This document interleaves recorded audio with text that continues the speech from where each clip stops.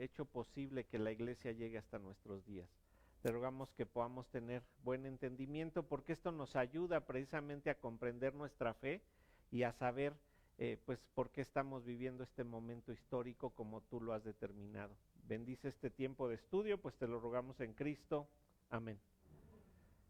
Bueno, nos quedamos en el punto 8 y vamos al 9. Estamos hablando de 10 razones por las que debemos estudiar historia. Entonces vimos 8 la clase pasada. Ya saben que si la quieren ver está ahí en Facebook, queda grabada siempre, nada más que pues tienen que saber entrar a Facebook y a buscarla en Gracia MX, y ahí está toda la información de la clase pasada. Entonces nos vamos al punto 9, en donde estamos tratando de identificar las razones por las que debemos estudiar historia de la iglesia.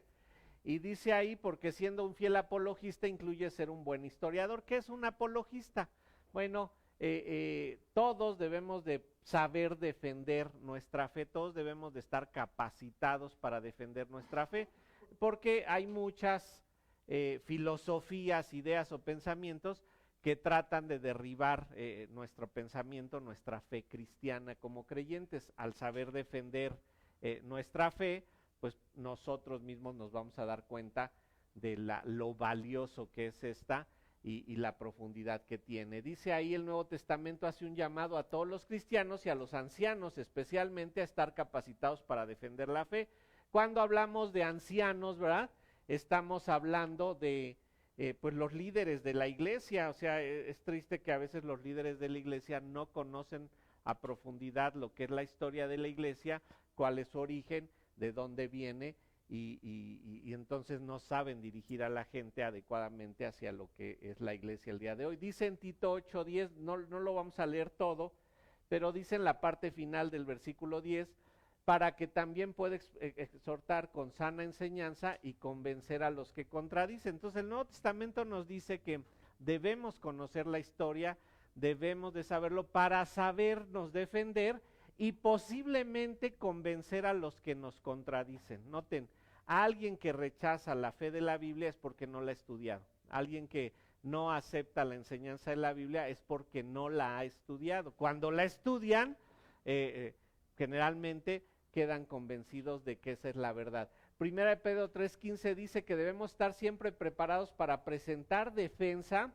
dice ahí con mansedumbre y amabilidad ante todo aquel que os demande razón de la esperanza que hay en vosotros. Esto es muy interesante porque a veces, ya sean de otras religiones o incluso de la religión cristiana, del pensamiento cristiano, ven ustedes noticias, ven ustedes gente que luego es entrevistada y a veces de lo que más hace gala es de su ignorancia acerca de la historia y se basa simplemente en tradiciones. Debemos nosotros de saber exactamente en qué nos basamos y por qué nuestra fe tiene un soporte realmente fuerte, ¿no? Y sustentable. Esta defensa, dice ahí, está constituida principalmente en las escrituras. Recuerden que esa es la base de nuestra defensa, las escrituras, pero historia de la iglesia también sirve como una herramienta apologética muy valiosa a pesar de ser secundaria.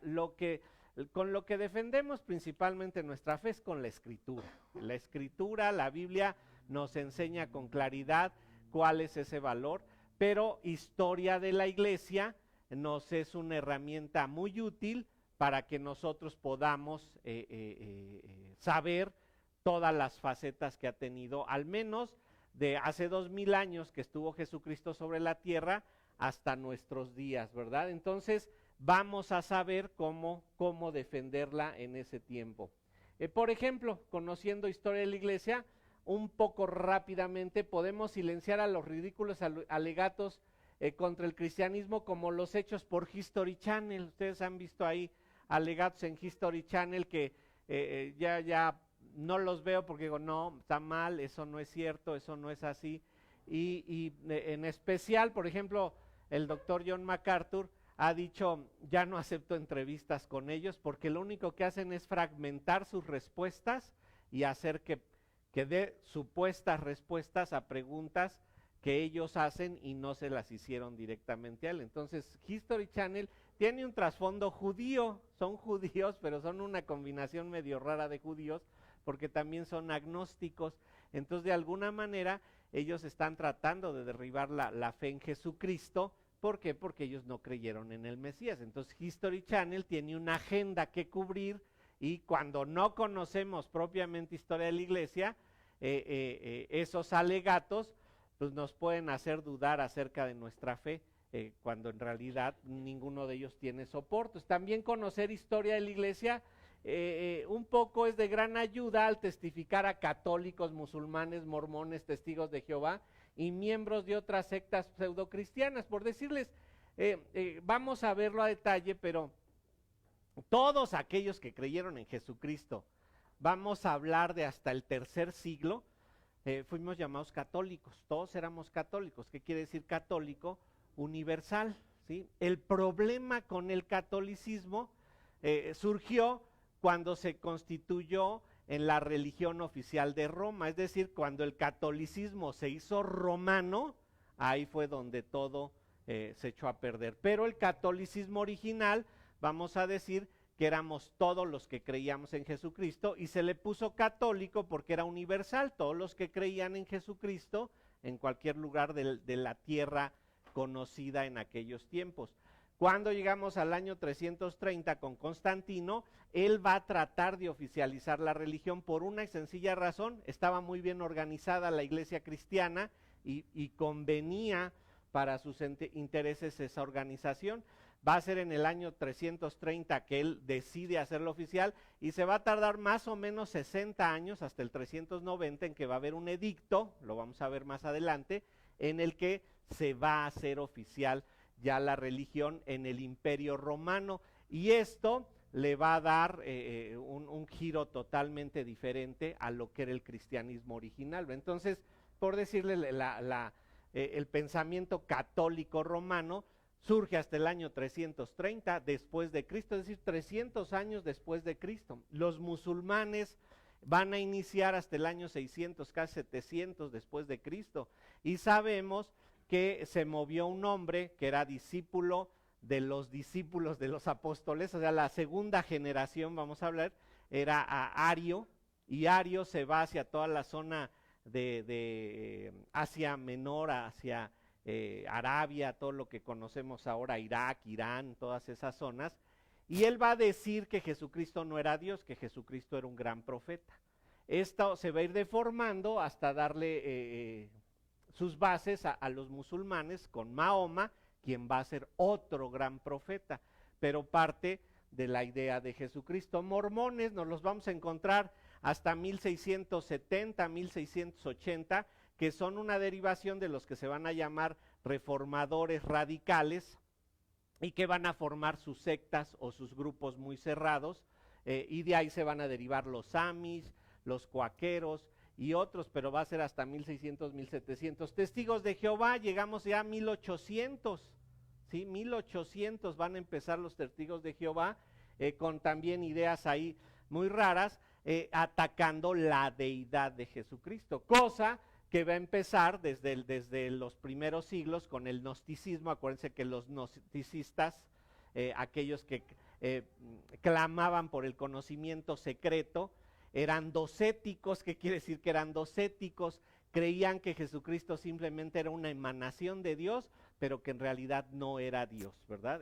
Todo esto pues lo vamos a volver a encontrar generacionalmente, ¿sí? Se les va a olvidar por un tiempo y lo van a volver a encontrar. Acuérdense que tenemos 2000 años de historia, y de ahí pues ya nos vamos a encontrar a los mormones, que los estoy dejando también atrás, los vamos a encontrar ya casi hasta 1900 a los mormones.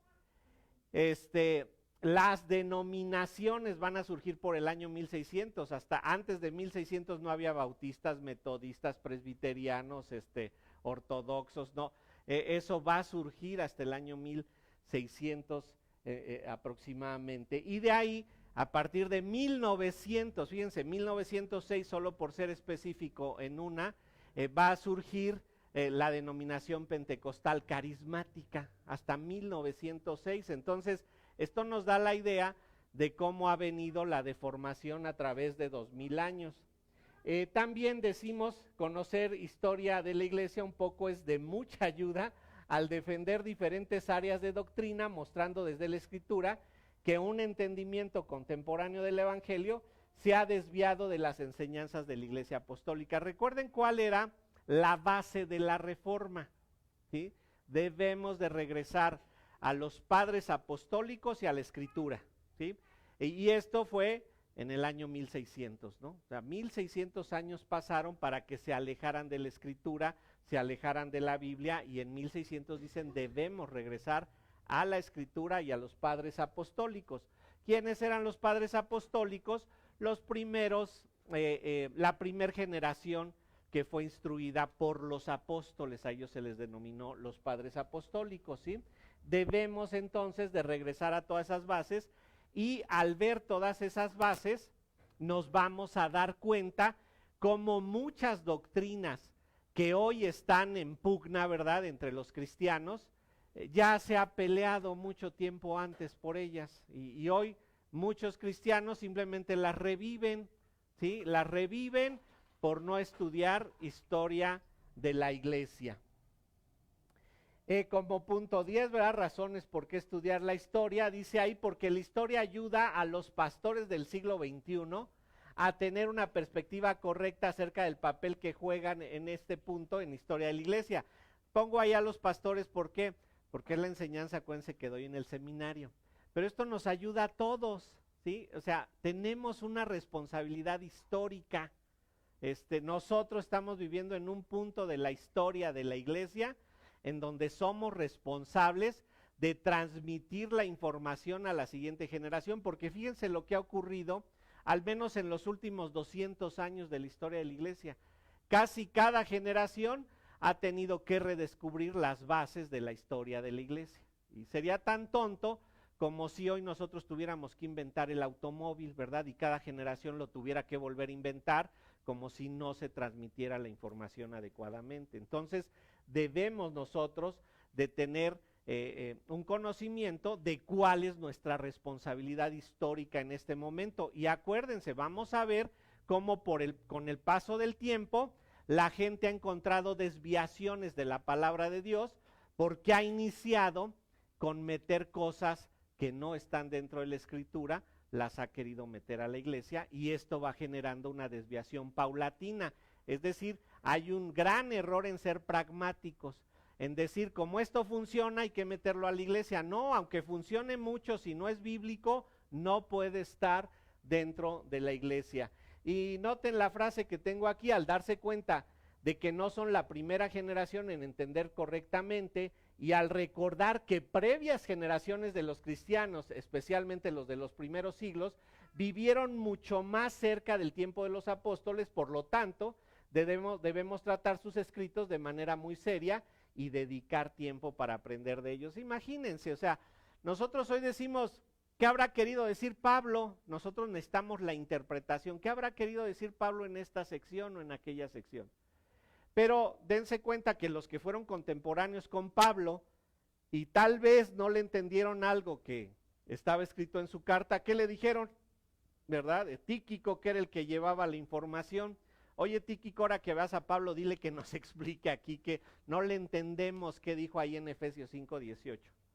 Pablo después escribió Colosenses, y en Colosenses les aclaró lo que decía Efesios 5:18. Entonces, para ellos era sencillo, si había algún malentendido o no comprendían algo bien, era fácil que pues de viva voz fueran con el autor y le dijeran qué quieres decir con esto. Pero conforme pasa el tiempo, nosotros requerimos de la interpretación de la escritura, nosotros requerimos de hacer un análisis histórico gramatical y irnos a ver cómo era el pensamiento de aquella época para saber qué fue lo que se quiso decir ahí. Pero todos los padres apostólicos escribieron y nos dejaron datos acerca de qué era lo que ellos habían comprendido. Y esto ha sucedido por más de 2000 años. Siempre hay información que otros fueron encontrando. Cuando nosotros no estudiamos lo que otros ya estudiaron, nos vemos obligados a volver a estudiar todo, ¿verdad? De principio a fin. Y esto, como les dije hace un momento, sería tanto como pretender inventar el automóvil, ¿verdad? O la computadora cada generación, ¿verdad? Sería imposible que avanzáramos en ello. También, al darse cuenta de que somos parte de algo mucho más grande que nosotros mismos, que nuestra congregación local o incluso que nuestro movimiento tal como existe hoy en día, la historia del cristianismo tiene 2 milenios, de los cuales solo somos un pequeño momento histórico. ¿Se dan cuenta? No somos solamente nuestra iglesia, no solo somos la iglesia en México, o sea, la iglesia es mundial, o sea, en todos lados hay cristianos, en todo lugar del mundo existen cristianos, pero somos minoría. Y noten, como lo vamos a ver en la historia, empezamos en Jerusalén, nos movimos a Alejandría y Antioquía, los dos extremos del mar Mediterráneo, llegamos a Roma, ¿verdad?, con la iglesia católica, y de la iglesia católica nos movemos a Alemania con la reforma de Lutero, de ahí nos vamos a Suiza, ¿verdad?, con Calvino y Zwinglio, y de ahí nos movemos hacia Suiza, hacia Holanda, con algunos otros protestantes, hasta que Enrique VIII va a ser el que encabeza el movimiento de protesta más grande, y va a generarse ahí lo que se le va a llamar en ese momento histórico el protestantismo, pero va a ser protestantismo porque reconocen que la Iglesia Católica ha hecho mucho daño por no enseñar adecuadamente la Escritura.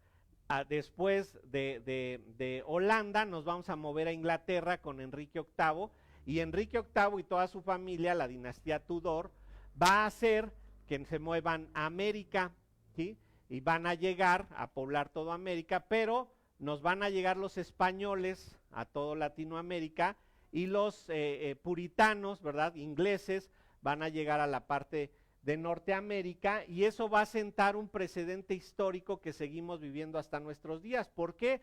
Porque España va a ser el único país que se va a constituir antirreforma. De toda Europa es el único que va a decir yo no tolero la reforma, y va a ser el que más va a matar gente por la reforma. De hecho, en España surge la Inquisición. España va a poner la Inquisición para matar a todo aquel que se oponga a la Iglesia Católica Romana. ¿Por qué? Porque ellos así lo piensan. Sabemos, ¿verdad?, que Isabel la Católica es la que va a financiar a Cristóforo Colombo a que venga a América, pero la idea que ella tiene es venir a evangelizar y no permitir que la reforma europea llegue a América, ¿sí? Todo esto lo vamos a ir viendo a detalle, ahorita solo les empiezo a soltar algunas ideas. También, al darse cuenta de que lo que Dios está haciendo hoy en día con la iglesia dentro de nuestro país es únicamente una pequeña parte de lo que Él ha hecho en la iglesia desde Pentecostés. Fíjense bien, les marqué ahorita el movimiento geográfico que se ha dado. Los americanos, que ya saben que hacen estudios de todo y tienen estadísticas de todo, ellos consideran que ahora el movimiento está yéndose hacia Latinoamérica.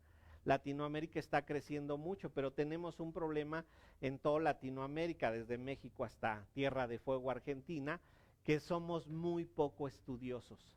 Somos los países que menos leen a nivel mundial, que menos nos instruimos a nivel mundial. Y esto nos hace ver que tenemos una responsabilidad histórica. Esto se va a repetir porque la primera acusación que va a recibir el cristianismo es que son indoctos, es decir, no son educados, no tienen conocimiento, y se va a decir no hay erudición en la iglesia cristiana. Y va a ser el primer ataque que va a surgir después de la muerte de los apóstoles, hasta llegar al siglo V con Agustín de Hipona, que va a hacer que todo eso cambie. Hoy volvemos a ese punto. Ahora se acusa que todo Latinoamérica no hay erudición en cuanto al cristianismo, no hay estudios profundos en cuanto al cristianismo. De hecho, no producimos teología, ¿sí? La teología sigue siendo producida en Alemania, en Francia, en Inglaterra y Estados Unidos. Se dejó de producir teología en Jerusalén muchos siglos antes. Antioquía, Alejandría, ¿se acuerdan que en Alejandría estaba la biblioteca de Alejandría, que era un centro de conocimiento, era un centro de entendimiento, y también se dejó de producir ahí teología cuando el imperio bizantino se rompe por la invasión de los musulmanes? Entonces, esto pareciera que es cíclico, ¿sí? Vuelve a suceder lo mismo en la historia.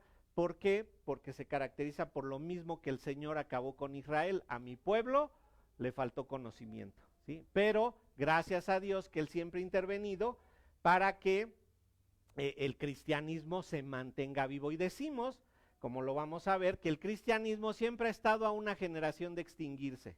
Siempre ha estado a punto de extinguirse y resurge por esa intervención divina. También dice ahí, al darse cuenta de que toda generación de creyentes es afectada de manera significativa por el momento histórico y la cultura dentro de la que la viven, tanto que ni siquiera ellos logran darse cuenta de sus efectos, debo decir, no afectos, efectos. Fíjense bien, hay algo interesantísimo. Cuando lleguemos ya por ahí de 1800, ¿verdad? Les voy a hablar incluso de la independencia mexicana, ¿sí? Ustedes saben cuándo se celebra la independencia de México. 1810, y se habla de que fue el sacerdote Miguel Hidalgo el que propició ese movimiento. A él se la achacan por una razón. Él estaba influenciado por escritos protestantes venidos de Francia, ¿sí? Y él dice, no puede ser que aquí lo sigamos manteniendo en ignorancia.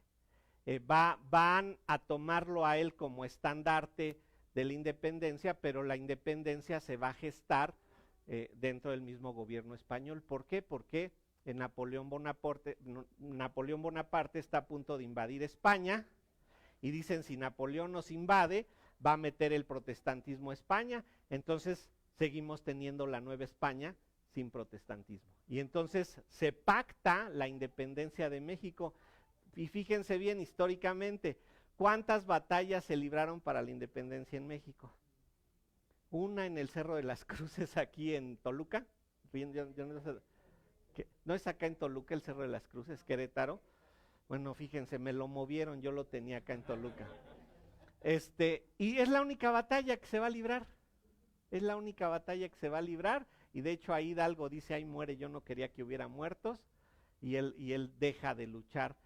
Y va a haber movimientos, ¿no? Por ahí aislados, pero en realidad fue pactada, y si ustedes se fijan, siguió lo mismo, ¿sí? Porque hubo independencia, pero quienes siguieron gobernando, los españoles que se habían quedado aquí. Entonces, todo esto tiene una connotación histórica en relación a la religión. O sea, hay una relación directa con lo que ha pasado con la religión históricamente. Entonces, debemos de darnos cuenta de qué tanto somos afectados nosotros hoy en día y qué responsabilidad tenemos, ¿verdad? O sea, dense cuenta que no es nada más que vivamos nuestro cristianismo, tenemos una responsabilidad histórica de transmitirlo a las siguientes generaciones. ¿Qué estamos haciendo para ello, no? Y esto es lo que debemos de cuestionarnos en todo momento para darnos cuenta de la importancia de la historia.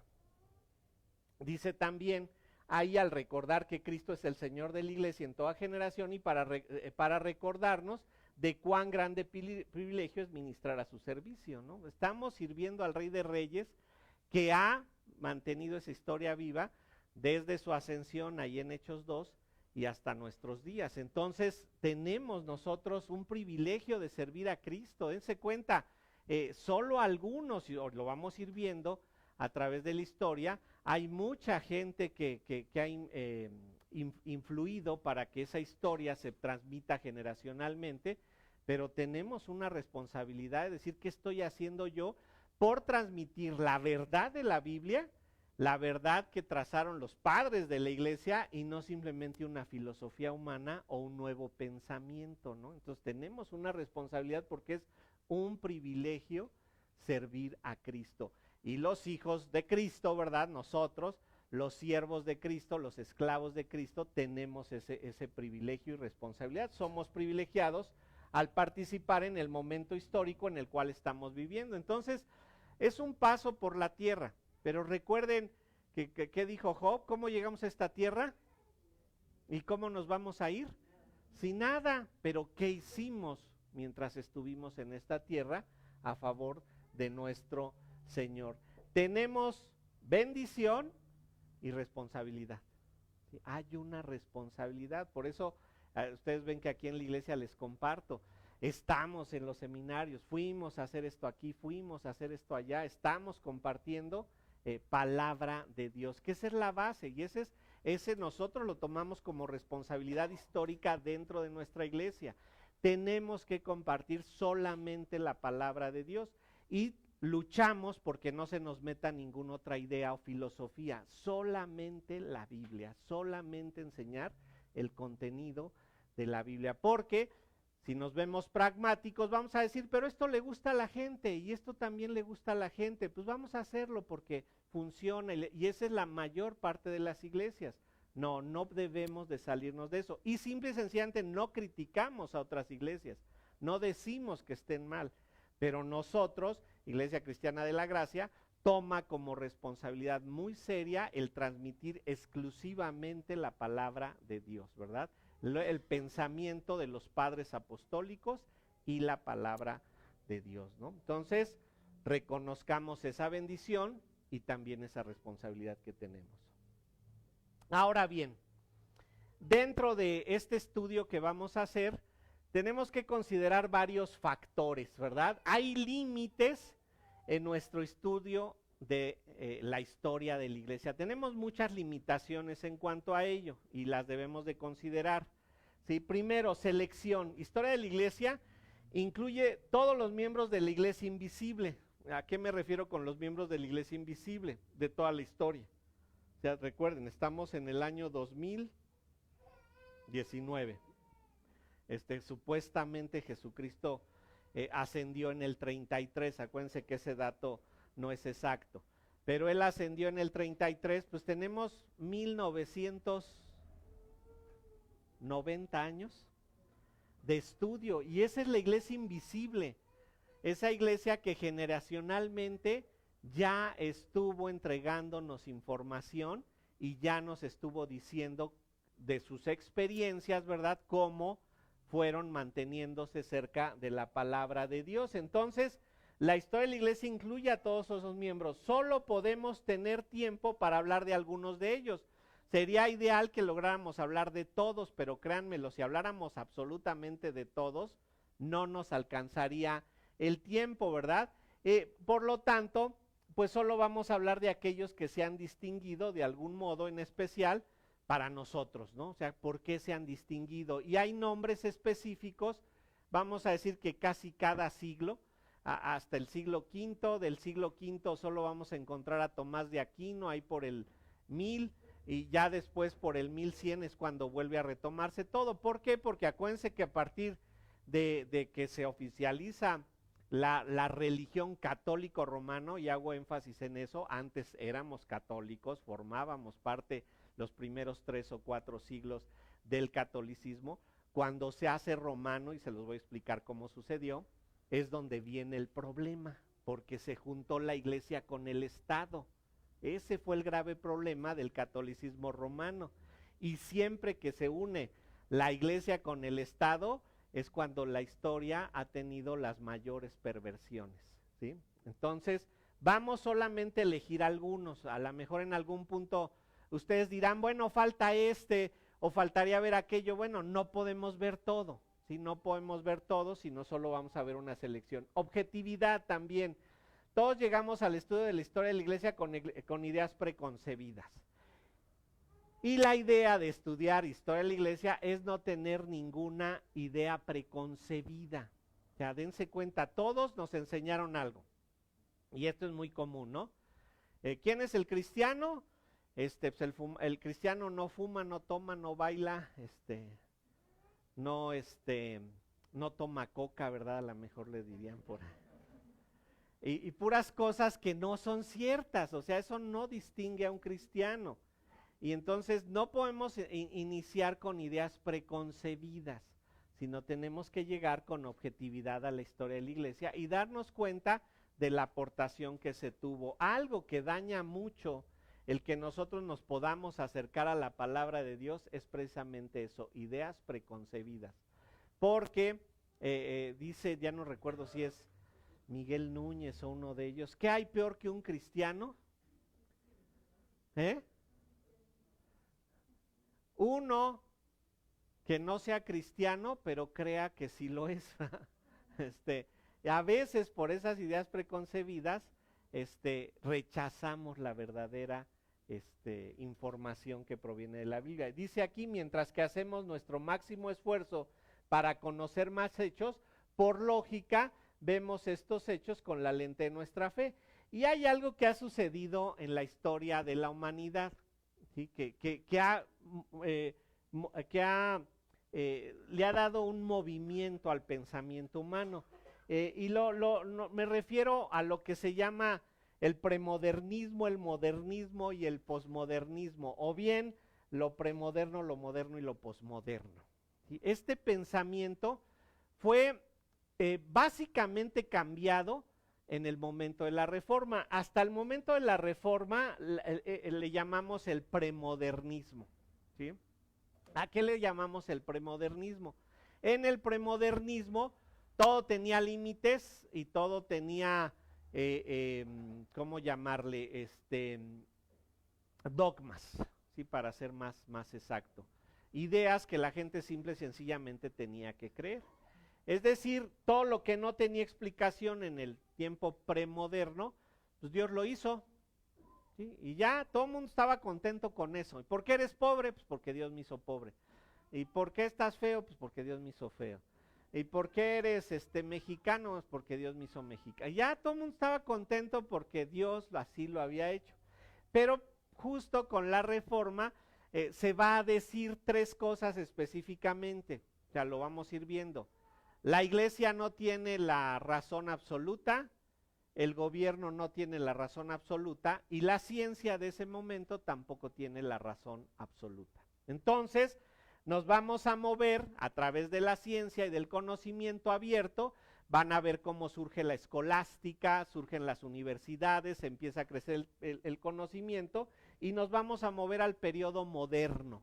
Y dentro del periodo moderno va a tener una desviación en donde se va a decir todo lo que la ciencia me lo compruebe, lo creo. Y si no me lo comprueba la ciencia, pues no lo creo. Y eso va a ser afectado a nivel mundial, pero va a afectar el cristianismo. Y así vamos a estar por ahí hasta la época de Einstein y en especial hasta antes de la Segunda Guerra Mundial con la bomba atómica, en donde se va a pensar de esa manera. Pero a partir de la formulación de Einstein de la teoría de la relatividad, que era científica, la van a mover a la filosofía y van a decir todo es relativo, todo depende con qué ojo se vea, y vamos a entrar al periodo posmodernista. ¿Qué es el periodo posmodernista? Pues toda verdad es verdad mientras tú no te convenzas de lo contrario. Es decir, que lo que tú creas o lo que yo crea, si se opone o se contrapone, no importa, es tu verdad y es mi verdad, ¿verdad? Decía por ahí una famosa filósofa cubana, ¿no? Y cada quien tiene su verdad, ¿verdad? Cuando la realidad es que pues eso no puede ser posible. Y ese pensamiento está activo todavía en nuestros días, empieza a cambiar, ¿verdad? No sé hacia dónde vamos, pero ese pensamiento posmoderno ha afectado también al cristianismo. El premoderno, el moderno y el posmoderno han afectado. Y tenemos que tener esa objetividad de saber en qué periodo de la historia de la humanidad nos encontramos, porque hay creencias específicas dependiendo de ese tiempo en el que se dijeron, ¿no? Finalmente tenemos otro límite que es el orgullo, y aquí la tentación, ¿verdad?, puede ser pensar que lo moderno o actual es mejor que lo que no tenemos nada y que no tenemos nada que aprender de la historia. La realidad es que tenemos mucho que aprender, ¿no? O sea, no porque no haya sucedido en nuestra vida, porque lo consideremos no tiene importancia para nosotros, tiene y mucha, ¿no? Hay mucho que aprender de toda la historia de la humanidad y en específico para nosotros de la historia de la iglesia. Es muy importante que lo sepamos. Ahora, ¿cuál es el valor de estudiar historia de la iglesia? Y aquí les insisto, como esto lo doy en el seminario, por eso ven historia de la iglesia y la predicación. Nos ayuda mucho en las ilustraciones. Cuando predicamos historia de la iglesia, conocer la historia de la iglesia, nos ayuda mucho pues cuando hablamos a la gente acerca de algo. Las anécdotas son buenas citas de historia de la iglesia, pues no tienen límite de tiempo. Hay un libro que se llama el libro de los mártires de John Fox. Es un libro que es también de la época de la Reforma, en donde se trata de juntar todas las historias de los primeros mártires que hubo ahí en el primer siglo, ¿verdad?, de la humanidad, cuando fueron perseguidos y cómo fueron muertos por su fe. Y vamos a ver algunos detalles de estos, pero todas esas historias de fe, si bien nosotros ya no somos muertos en una estaca y quemados vivos, nos ayudan a entender que debemos defender nuestra fe. Y a veces podemos tomar la ilustración de alguno de estos héroes, ¿verdad? Vamos a llamarles extrabíblicos, que mostraron cómo estuvieron convencidos de que la fe basada en la Biblia era lo correcto y cómo pudieron vivir sus vidas de una manera que esto fuera ejemplificada. Involucra a aquellos que la vivieron la vida de fe completa. Son frescas las ilustraciones porque con frecuencia involucran personalidades que las congregaciones protestantes no siempre están familiarizados con ellos. ¿Se acuerdan que en un punto decíamos que debemos estudiar historia de la iglesia porque a veces los creyentes, ¿verdad?, los cristianos de nuestros días, creemos que somos los primeros, ¿verdad?, en estudiar todo esto, que somos los primeros en darnos cuenta de que la iglesia está presente, y ese es un error que podemos cometer. La iglesia tiene muchos siglos, ¿no? Y muchas iglesias estamos en la invención del agua tibia y del hilo negro, porque no hemos estudiado historia de la iglesia, ¿verdad? Y cuando son combinadas con ilustraciones bíblicas tienen un impacto muy profundo, ¿no? También, entonces, conocer historia de la iglesia, entender la historia de la Biblia, podemos ver cómo mucha gente llevó a la práctica lo que la Biblia enseña, ¿no? Hay que tener precauciones cuando lo usamos de ilustración. Siempre asegúrense que la historia que vamos a contar sea precisa. Cuando hablamos de precisión en la historia, hablamos de que no podemos confiarnos en un solo libro o en un solo historiador. Tenemos que consultar a varios, porque a veces un historiador no tenía la fuente que tenía otro historiador. Entonces, para poder tener clara una panorámica, debemos de saber desde la perspectiva de varios historiadores cómo vieron eso. Y obvio, historiadores cristianos, ¿verdad? No, aunque a veces tocamos algunos historiadores no creyentes, nos ayuda mucho a entender a los historiadores cristianos, ¿verdad? Y de ahí constatar que lo que estamos diciendo es verídico, ¿no? Es real, porque si no podemos caer en el peligro de dar simplemente historias fantásticas, ¿verdad?, que no se sabe si son verdaderas, si no son reales. Hay muchos adornos y medias verdades que se deben evitar. En ese libro que les llamo el libro de los mártires de John Fox, muchos historiadores dicen que a veces exagera el punto, ¿no? O sea, hay la historia de una mujer, Blandina, así se llamaba, era su nombre, Blandina, y ella, por mantenerse en su fe, dice que fue lanzada a los toros, no a los leones, a los toros, a que la cornaran, ¿no? Y dicen que varias veces se levantó ya estando con los intestinos de fuera y todo eso, y se cree que pues es muy exagerado, porque ya con los intestinos de fuera difícilmente iba a poder mantenerse de pie y todo, ¿no? Entonces, a veces hay ilustraciones que son un tanto exageradas, y esto ha sido históricamente repetido. Si ustedes ven historia de México, sobre todo historia de la conquista de México, hay un hombre que se apellida Gomara, que su narrativa de la historia de México es muy fantasiosa, y él dice: se apareció el apóstol Santiago cuando iba Cortés pasando entre el Ixtla y el Popo, y le marcó el camino para que dijera. Esa es la historia de Gomara, se me olvidó ahorita cuál es su nombre, pero su apellido es Gomara. Y entonces Bernal Díaz Castillo dice: esta es la historia oficial, ¿sí?, porque aquel está de exagerado, ¿no? ¿Cuál se apareció el apóstol Santiago? No es cierto.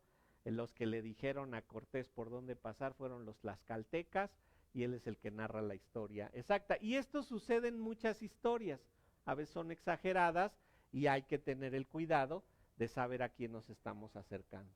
Y sé cuidadoso de no propiciar adoración de héroes. Esto es muy importante. Y esto, el cristiano contemporáneo con la internet está cayendo ahora en esos puntos de adoración, de héroes, ¿verdad?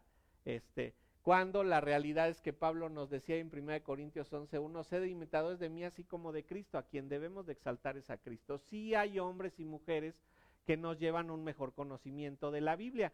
Y noten, esto debe de ser lo que buscamos en ellos, que nos den a conocer mejor el mensaje de la Biblia, no que nos den una idea vaga de la vida o una idea antropocéntrica de cómo vas a ser mejor y cómo vas a tener más beneficios para ti. No es que sea malo, pero la realidad es que debemos de ir a la Biblia a conocer a Dios, a conocer a Jesucristo, a conocer su salvación. Y como te vaya en la vida, pues es irrelevante, porque por mucho que te esfuerces vas a salir muerto de aquí, ¿no? O sea, por muy buena vida que tengas. También dice en Efesios 5:1, sed imitadores de Dios como hijos amados, Él es el centro de atención. Filipenses 3:17, hermanos, sed imitadores de mí y mirad a los que así se conducen según el ejemplo que tenéis en nosotros. Es malo que alguien se quiera constituir en ejemplo hoy de otros, y ser un nuevo Pablo, y ser un nuevo Pedro. No, tuvimos a los apóstoles, ellos dieron ejemplo. Hoy debemos de ver a los que se conducen de esa manera, pero si los vemos que se conducen de esa manera, no es para adorarlos a ellos o para tenerlos a ellos de héroes por encima de Dios o por encima de Jesucristo. Simple y sencillamente son hombres o mujeres que nos llevan al conocimiento más profundo de Dios, pero en ningún sentido ellos se deben de convertir en nuestros héroes, ¿verdad? Comentarios, ¿verdad? En usos también. Muchos líderes cristianos de la historia de la iglesia fueron eruditos y comentaristas. Ellos, ¿verdad? Muchos de estos hombres que fueron eruditos y comentaristas tomaron su responsabilidad histórica. Y no sé cuántos comentarios bíblicos conozcan, pero el más famoso que hay aquí en México, el de Matthew Henry, no sé si lo conocen. Y él pues tomó su responsabilidad histórica y dijo, quiero dejarle a la siguiente generación una Biblia comentada, ¿verdad? No es el único, solo se los menciono como alguien que puede ser conocido por nosotros, pero dentro de todo ese valor homilético y didáctico, entendemos que también a nosotros nos puede servir para nuestros comentarios, ¿verdad? Para lo que nosotros hacemos. Honramos la memoria cuando los consultamos como ayudas exegéticas, tomando sus explicaciones seriamente. O sea, hay interpretaciones, por decirles, que son afectadas por el momento histórico que vivieron. Lutero, ¿verdad? Calvino, en la época en la que ellos surgen, el año finales de 1500, bueno, Lutero desde antes, a principios de 1500, Calvino a finales, están afectados por su cultura del momento.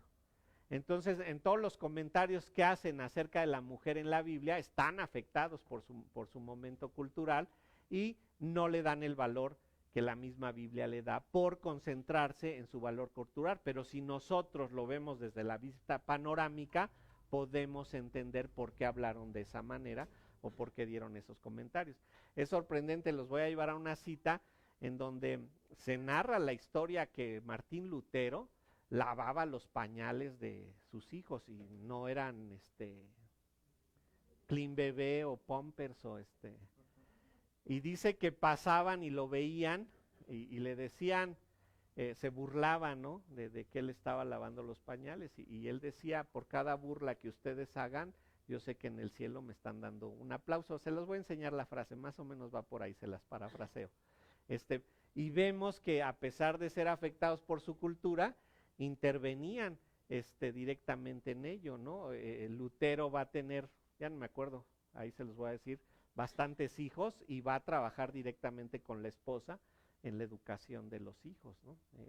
Calvino va a tener hijastros, ¿verdad? Y también los va a conducir de una manera adecuada. Entonces, citando a las personas de la historia de la iglesia, especialmente cuando dicha persona es muy conocida, para dar soporte a nuestras conclusiones exegéticas, da confianza a la iglesia de que tú conclusión no es algo nuevo. Es decir, cuando nosotros decimos lo dijo Lutero, lo dijo Calvino, lo dijo este hombre, aquel hombre, pues le damos un soporte, no estoy inventando nada, ¿sí? Esa es la idea a veces de citar lo que han dicho estos hombres, que les digamos, no lo acabo de inventar yo, ni es algo nuevo, sino es algo que históricamente se ha conocido.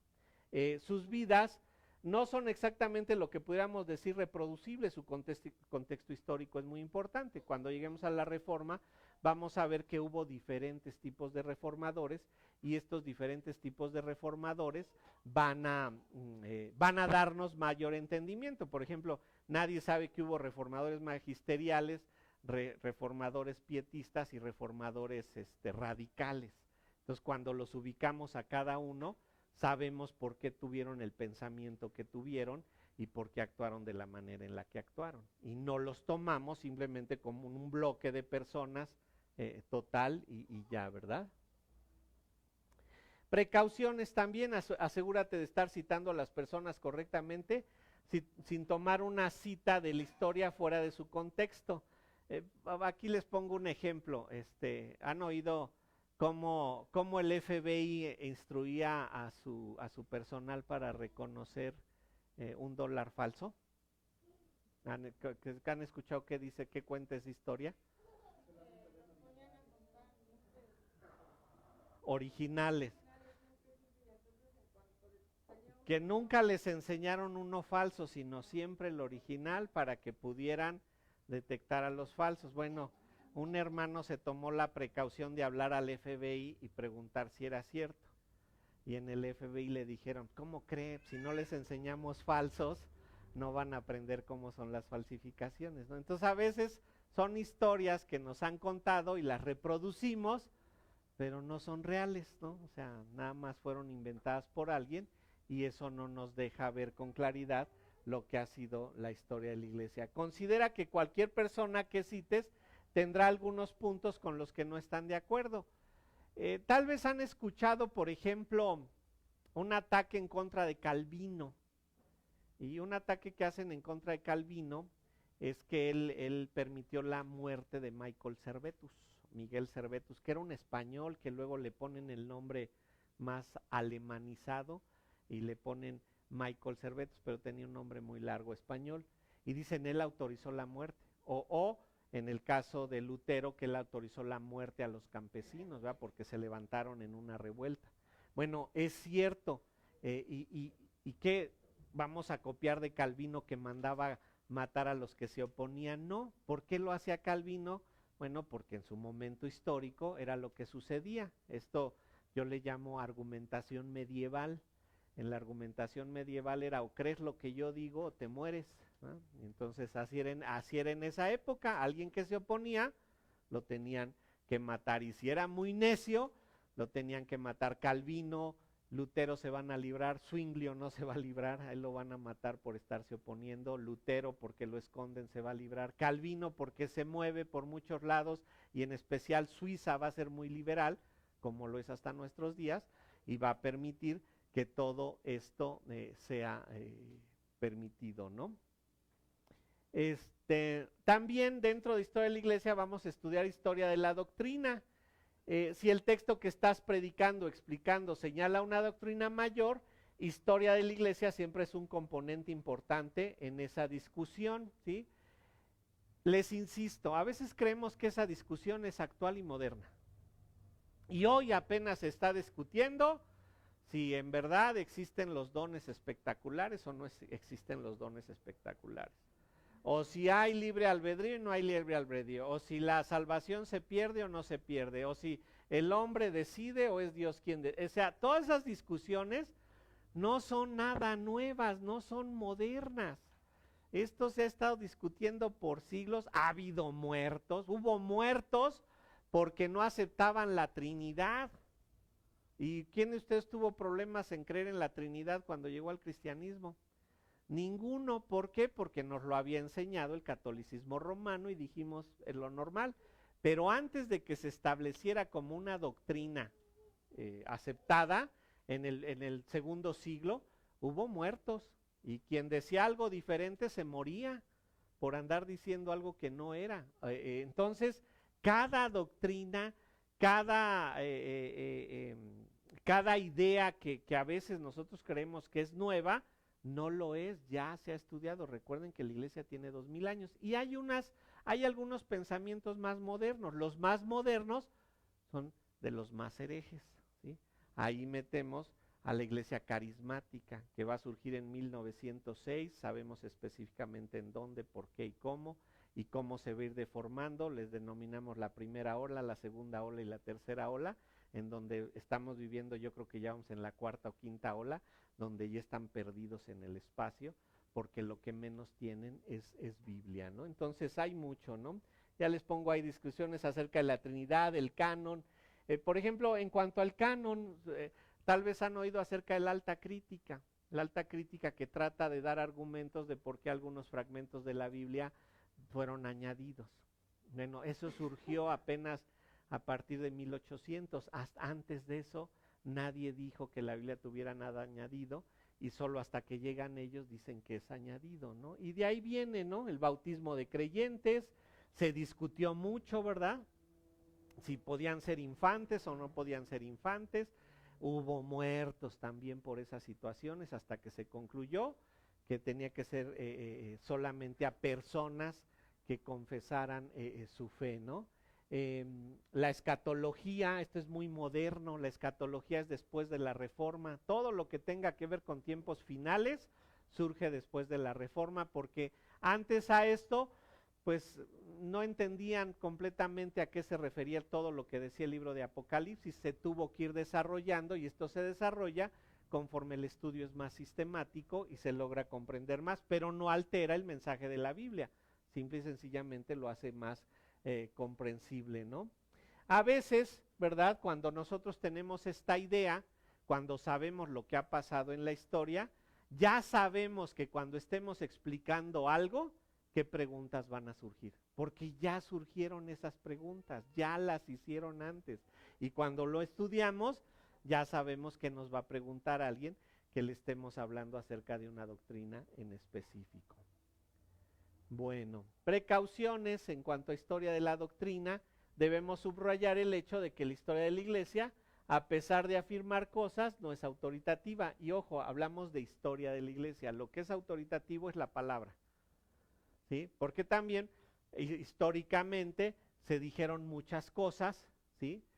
Pero no tomamos todo lo que se dijo, sino tomamos lo que tuvo fundamento bíblico, lo que verdaderamente fue una explicación bíblica. No porque hombres reconocidos afirmen algo, quiere decir que por eso es superior a lo que la Biblia enseña, ¿sí?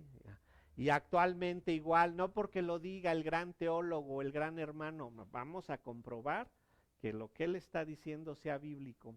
Y noten, por muy grande que sea el hermano actualmente, tenemos diferencias y las podemos identificar. Tenemos diferencias claras con muchos hombres, y como está grabado no les voy a dar nombres, pero muchos actuales que están en internet y que aquí los mencionan como grandes, tenemos diferencias, e incluso con quien ustedes saben que tenemos relación directa, a veces decimos, ahí no estamos de acuerdo con lo que dice porque la Biblia dice esto otro. Y ha habido cambios históricamente, obvio, todo mundo crece. Y ustedes y yo no podemos creer lo mismo. Yo, por decirles algo, tomándome de ejemplo, a mis 32 años de cristiano, ¿verdad? No, tengo menos. De casado tengo 32. De edad tampoco. 29, 30 vamos a cumplir de creyentes.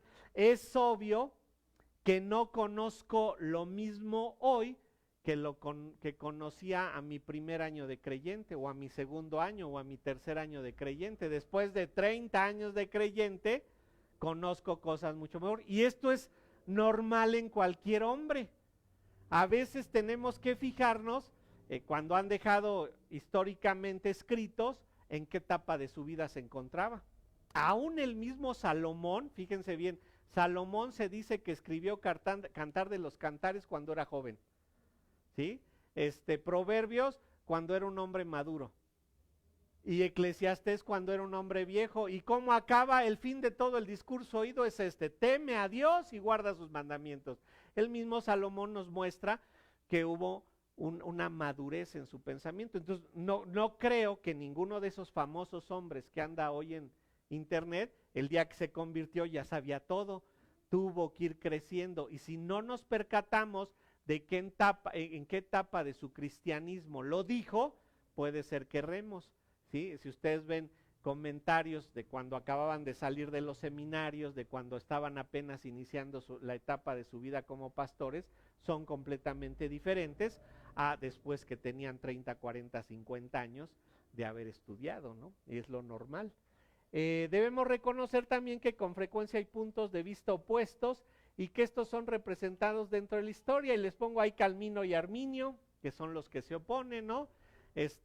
Y no, se los voy a explicar cuando lleguemos a su momento. Teología de pactos contra dispensacionalismo, que son otros puntos que se oponen. Interpretación literal contra interpretación alegórica, también se contraponen. Y a veces decimos, es que este es un intérprete alegórico, este es uno literal, y por eso llega cada quien a esas conclusiones. Entonces sabemos por qué es todo eso, ¿no?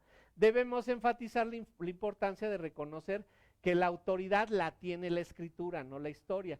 Pero la historia nos ayuda a saber si nuestra interpretación es correcta. Bueno, nos vamos a quedar hasta ahí y vamos a continuar la semana que entra en usos en cuanto a la apologética. ¿Sale?